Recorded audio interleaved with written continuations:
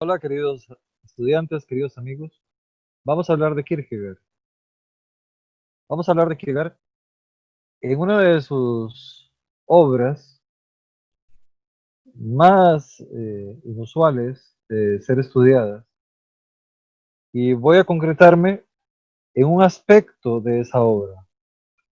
Me voy a referir entonces a la obra El Instante y en el instante al quinto instante. Una obra que se publicó el 27 de julio de 1855.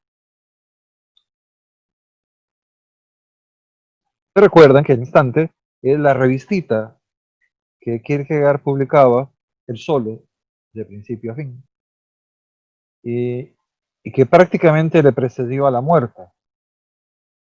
Esa revistita quería ser el medio kierkegaardiano más directo para hacer evidente a las personas la necesidad de llevar una existencia cristiana, entendiendo por existencia cristiana la decisión voluntaria, libre y entusiasta, apasionada, por poner en práctica en la vida personal el Evangelio de Jesús.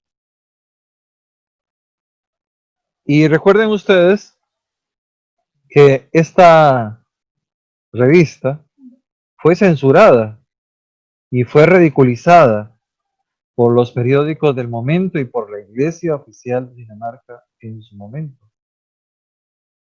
Pero Kierkegaard insistía una y otra vez en volver a publicarla en un nuevo ejemplar. Y lo cierto es que se quedó pobre por publicar esta revista y en una piña editorial los libros más fundamentales que había escrito. Esta, ¿por qué me fijo en este número, en el número 5? Porque de entre los números que se publicaron, es el que probablemente expresa de una manera más clara, concreta y casi conjunta las tesis kierkegaardianas sobre la vida religiosa cristiana. Vamos a ir por puntos y van a ver ustedes lo que Cornelio Fabro llamó el poder cáustico del religioso Kierkegaard, el poder de fuego de las palabras de Kierkegaard. Todos somos cristianos, dice Kierkegaard. En la sociedad actual, la gente nace cristiana porque es de padres cristianos. Todos nacen cristianos. Y si los bautizan, son mejores cristianos. Eso es lo que cree la gente. Y hay que bautizarlos para que sean verdaderos cristianos y actuemos nosotros, padres, como verdaderos cristianos. Y se les endosa, en aquel momento era lo usual, una fe bautismal y son reconocidos cristianos oficiales de Dinamarca. Todos somos entonces cristianos. Este es un estado cristiano. Todos somos cristianos y no le tenemos miedo ni siquiera decir que a la idea de lo que es y de lo que significa ser cristiano y el cristianismo. La gente limpiamente, raudamente, velozmente dice, yo soy cristiano, sí, claro. Yo voy a la iglesia, yo me reúno con mi comunidad, yo soy cristiano. Y Kierkegaard le lanza la indirecta, la ironía, la palabra dialéctica cualitativa. Qué fácil es decirse cristiano. ¿Qué significa para usted ser cristiano entonces? Se convierte esto en un juego socrático. Sócrates aparece como el maestro de la ironía. Dime entonces si ¿eres cristiano? ¿Qué significa ser cristiano? Y dime qué significa la cristiandad. Y dime qué significa el cristianismo. Una cosa es ser cristiano, otra ser la cristiandad y otra qué es el cristianismo. La cristiandad es el conjunto de personas que siguen a Jesús, la gente. El cristianismo sería la base religiosa de fondo, que idealmente serían los evangelios, según Kierkegaard. Y ser cristiano es ser un comprometido seguidor e imitador de la vida de Jesús en nuestra vida mortal, con todos sus defectos y problemas, pero su comprometido imitador y seguidor. Entonces, no es cierto que todos somos cristianos, sí es cierto que todos más o menos no entendemos lo que significa ninguna de esas tres cosas. Otra enorme confusión, dice Kierkegaard. Cuando usted es cristiano, reconoce genios por todas partes.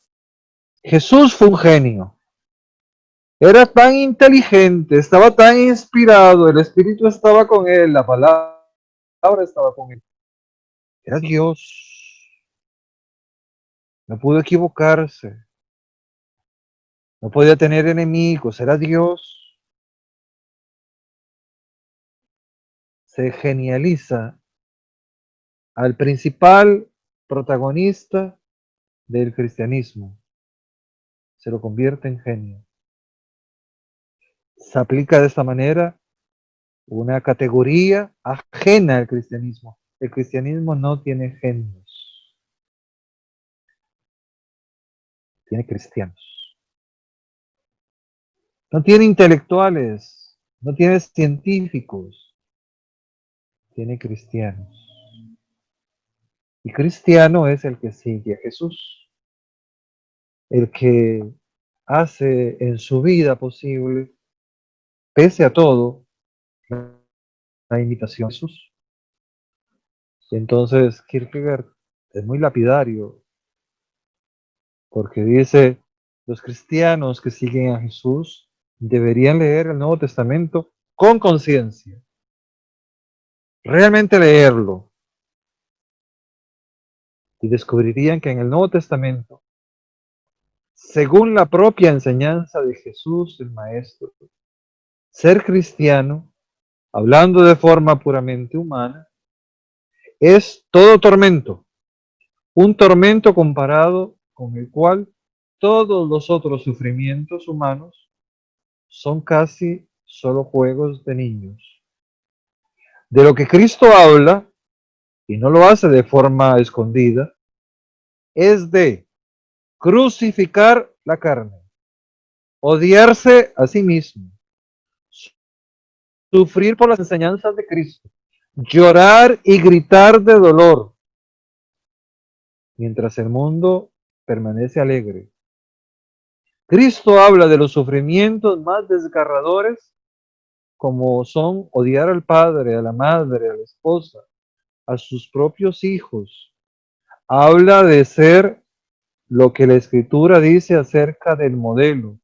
Y ser cristiano tiene que responder al modelo. Ser un gusano, no un hombre.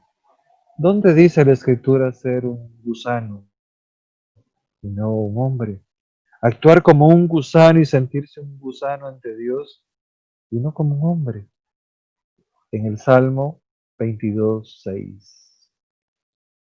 Kierkegaard lo puso ahí, porque sabía que la gente le iba a recriminar. De ahí todas esas constantes exhortaciones a no escandalizarse porque lo que en el sentido divino y más elevado es la salvación, la ayuda, tiene que ser terrible desde el punto de vista humano. Si la salvación es divina, es totalmente opuesto a todo plan humano. En lo humano existe el genio, en lo humano existe el descubridor, en lo humano existe la fama, en el cristiano existe la crucifixión, el desprendimiento de sí mismo para encontrarse con el Salvador. Despojarse de uno, lanzándose en un acto de fe, de renuncia personal, lanzándose al infinito Salvador que es Jesús. El cristianismo es terrorífico entonces. Para Kierkegaard sería terrorífico. Sin embargo, hay la salvación. ¿Y por qué parece terrorífico? Porque se ve con la naturaleza humana, con los ojos humanos, sin atreverse a saltar a la fe, sin saber lo que es la fe, así como no se sabe qué es la cristiandad, qué es el cristianismo y qué es el cristiano. Y continúa. El cristianismo apela a crear un hombre en el espíritu. Esa es la misión del cristianismo, crear un hombre dentro del espíritu, con espíritu. El cristianismo de los hombres que somos nosotros, no otros. Nosotros, atormentados por el pecado, atormentados por la duda, atormentados por la angustia, atormentados por la desesperación, pero creyentes porque tenemos fe. Esos somos los hombres cristianos, dice Kierkegaard. No otros, que no nos vengan a decir otras cosas distintas. Y le saca el versículo de cuando lleguen y os digan el Cristo está aquí, no les creáis. Cuando os pongan otro evangelio, no les creáis. Pero si ese Cristo dice, toma tu cruz cada día y sígueme, el que pierda su vida por mí la encontrará.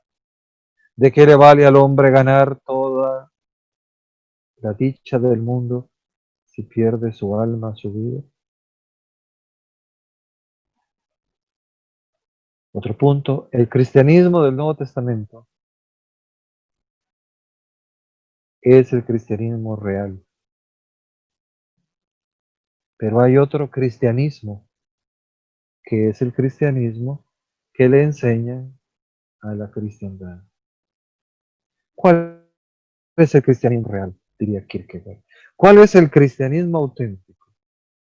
El cristianismo que se enseña racionalmente, que se dogmatiza, que se hace instrucción pública necesaria y autorizada, que se reconoce oficialmente, o el cristianismo del Nuevo Testamento. ¿Dónde está la autenticidad?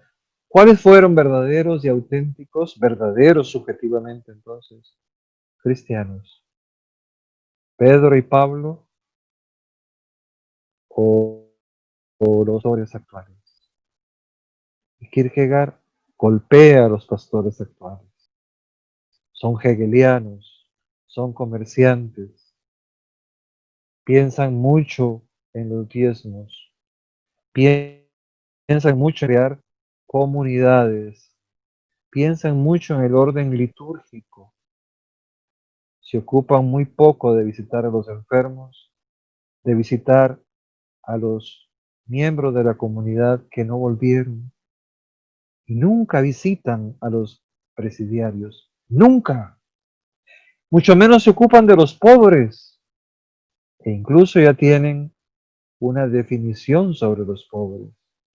Son pobres porque alguna vez fueron contra Dios. Ya tienen la varita de la verdad. Ellos son la varita de la verdad.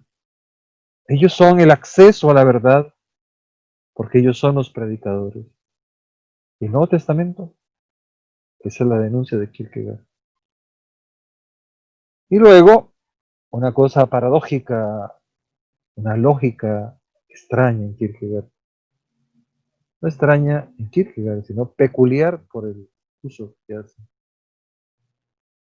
Cuando todos son cristianos, cuando todos se llaman cristianos, ipso facto, ya de inmediato, el cristianismo no existe. Claro, porque si todos los cristianos tienen claro en su mente lo que significa ser cristiano, pongámoslo más individual, si el cristiano caballero de fe, el cristiano de corazón, que desde su interioridad ha hecho de su yo una verdad subjetiva que se liga al infinito, a cada instante, pese a todas las recriminaciones del medio, y se vive, como decía, atormentado continuamente, no todos deberían ser cristianos. Esa lógica está mal. Esa gran cantidad de estadística de personas está mal.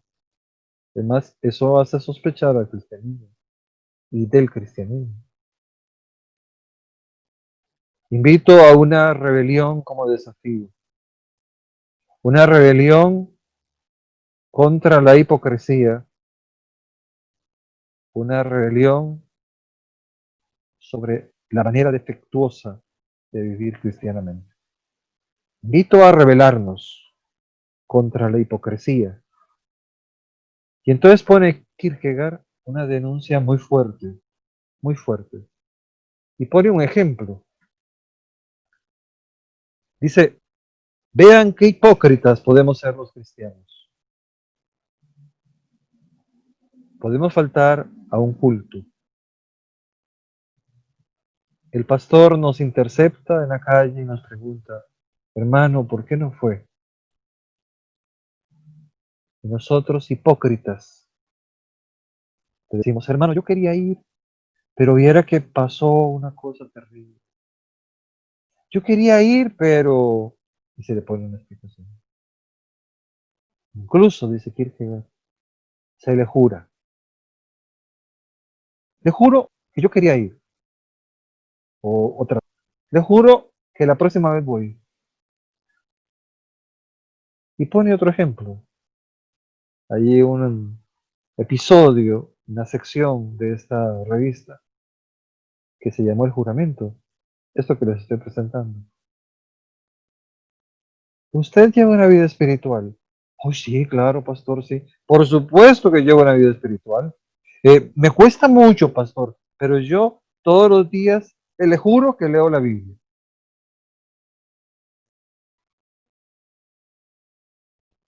Otro ejemplo.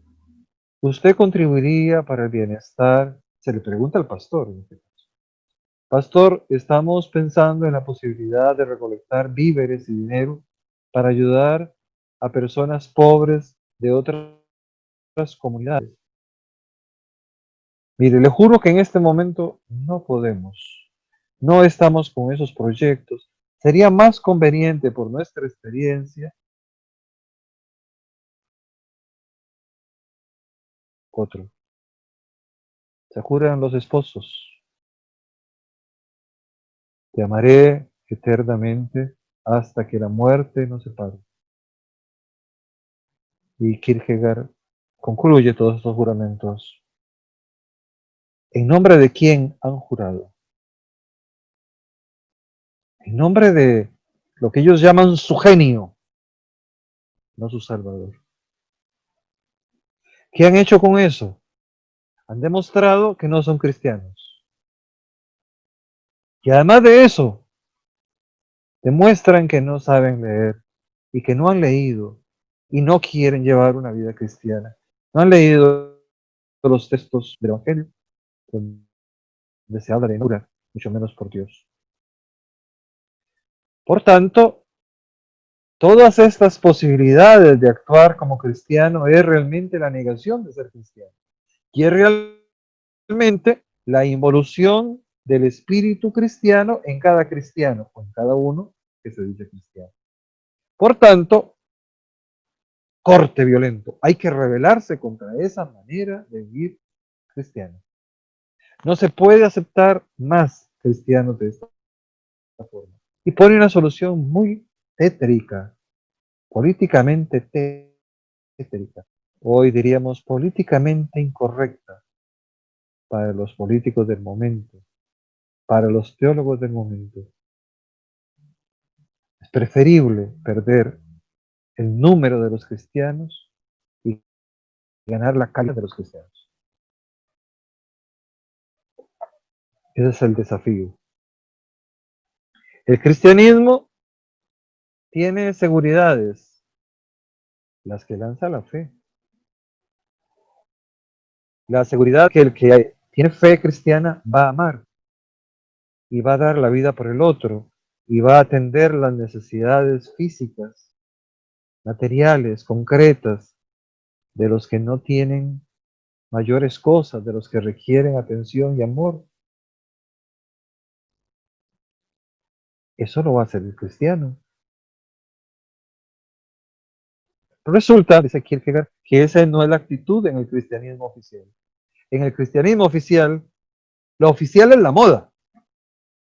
Lo que se ponga como programa, como actividad litúrgica, como actividad para ayudar al templo. Esa es la moda. Que apareció una nueva edición de la Biblia. Entonces la moda es comprarla. Que apareció un nuevo predicador excepcional, un misionero genial, que convierte con el espíritu y el fuego del Señor. Kierkegaard, son palabras de Kierkegaard.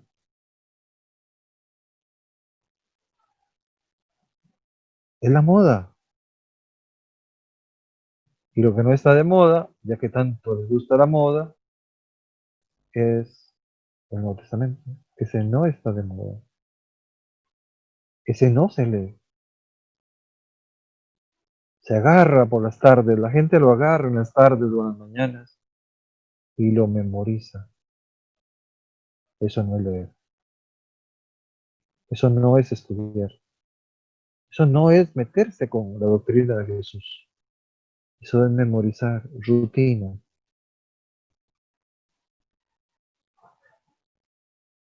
Y luego Kierkegaard concluye con una seguidilla de pasajes paralelos donde el texto es: cuidaos de quienes gustan de andar con largas vestiduras.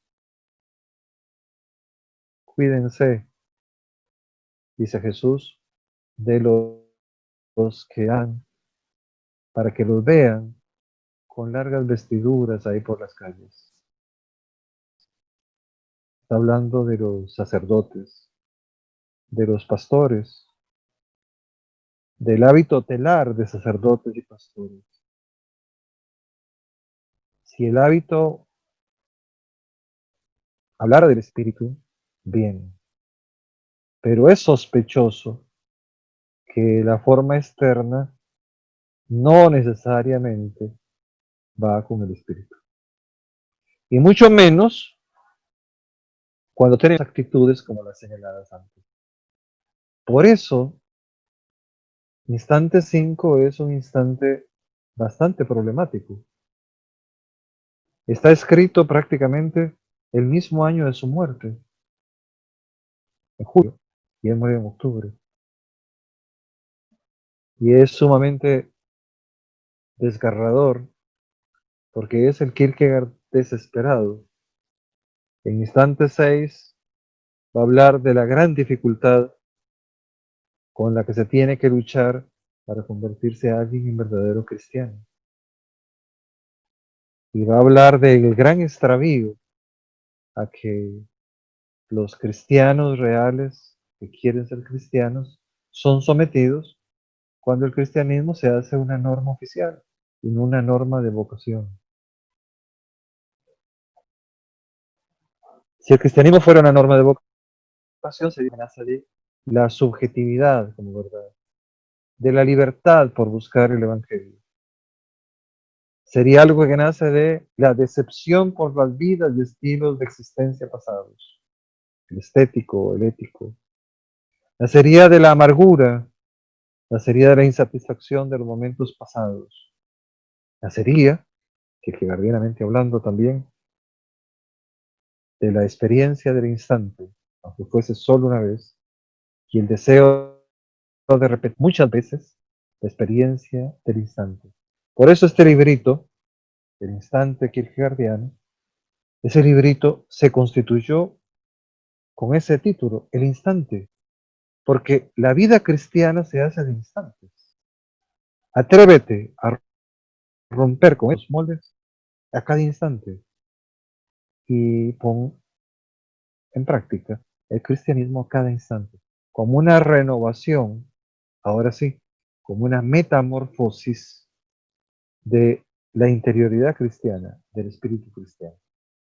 Pues bien, ese es el planteamiento de instante número 5 y espero haberles iluminado más o menos cuáles eran los contenidos que trataba Kierkegaard en esa revista. Muchísimas gracias por su atención. Espero encontrármelos en otra ocasión y hasta la vista.